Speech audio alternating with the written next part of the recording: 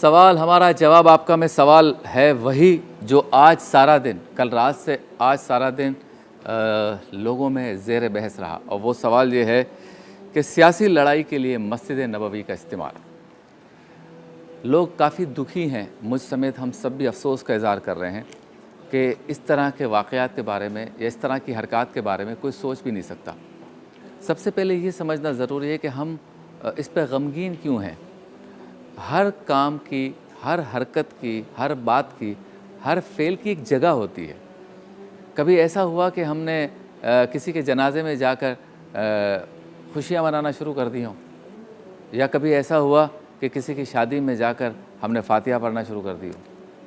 کیونکہ فاتحہ پڑھنے کی جگہ اور ہے، خوشی منانے کی جگہ اور ہے۔ بالکل اسی طرح سے یہ جو ہمارے سیاسی جماعتیں ہیں، چونکہ ہمارے ہاں کوئی پولیٹیکل اسٹرکچر تو نہیں ہے کہ کسی کو اگر سیاسی جماعت بنانی ہے تو اسے کیا کیا کوالیفیکیشن ہونی چاہیے، اور نہ ہمارے ہاں کوئی ایسا سسٹم ہے کہ جس نے سیاسی لیڈر بننا ہے یا سیاسی جماعت کا قائد بننا ہے تو اس کی یہ ایجوکیشن ہونی چاہیے، وہ ان مراحل سے گزرے گا۔ ایسا تو کچھ ہے نہیں جیسے کہ ترقی یافتہ ممالک میں ہوتا ہے۔ یہاں تو جس کا دل چاہتا ہے وہ ایک پارٹی بناتا ہے، پھر اپنا ایک سلوگن ڈالتا ہے، اپنا ایک جھنڈا بناتا ہے، اور پھر ایک تقریر کرتا ہے، وہ کہتا ہے اب میری جماعت ہو گئی، اور اگر تکے میں اگر وہ اسمبلی میں آ گئے دو چار لوگ تو پھر وہ بڑھتے رہتے ہیں اور معاشرے کو بتاتے رہتے ہیں کہ ہم سے بہتر کوئی نہیں ہے۔ اس طرح سے ایک سیاسی پارٹی جو ہے وہ ملکی سطح پر سامنے آ جاتی ہے۔ اب اسی وجہ سے چونکہ یہ پورے پروسیس سے نہیں گزرتے، نہ لیڈر گزرتے ہیں نہ سیاسی جماعتیں گزرتی ہیں، تو پھر نیچے کارکنان کی بھی یہی حالت ہوتی ہے۔ ان کو بھی پتہ نہیں کہ کیا ہو رہا ہے کیا نہیں، وہ لیڈر کی تقریر سنتے ہیں، اندازہ لگا کے پھر چل پڑتے ہیں۔ ہم چونکہ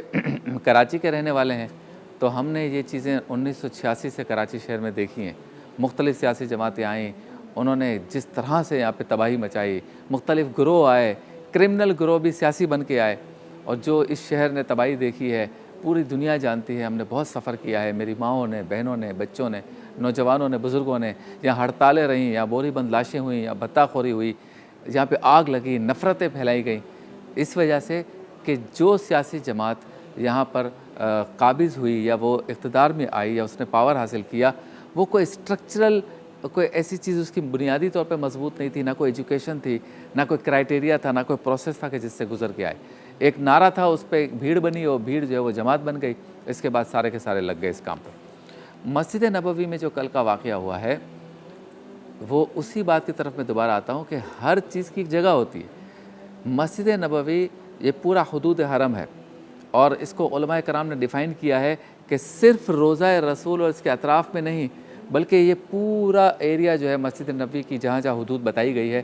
اس سب میں نماز پڑھیں گے تو اتنے ہزار نمازوں کا ثواب ملے گا، کیونکہ یہ پوری آقا کی مسجد ہے۔ اور جو روضہ رسول ہے وہ تو بہت ہی زیادہ محترم بھی ہے، قابل احترام بھی ہے، اور تعظیم بھی ہے وہاں کی۔ اب میں آپ کو بتاتا ہوں، حضرت امام مالک جو ہے ان سے متعلق یہ بات مشہور ہے کہ وہ جب مدینہ منورہ میں، یعنی مدینہ منورہ کی حدود میں آتے تھے، روضہ رسول نہیں، مسجد نبوی بھی نہیں، وہ جب مدینہ منورہ کی حدود میں آتے تھے تو چپل اتار دیتے تھے، اور اگر ان کو حاجت ہوتی استنجا کے لیے جانے کی تو مدینے سے باہر جاتے، اتنا ادب کرتے تھے۔ اور صحابہ کرام فرماتے ہیں کہ جب ہم سرکار دو عالم صلی اللہ علیہ وسلم کی محفل میں بیٹھے ہوتے تو ہماری یہ حالت ہوتی کہ اونچی آواز سے بات کرنا، کوئی سوال کرنا، کوئی جنبش دینا، جسم کو حرکت دینا، یہ تو درکنار۔ ہماری حالت یہ ہوتی کہ ہم اس طرح ساکت ہو کے بیٹھتے تھے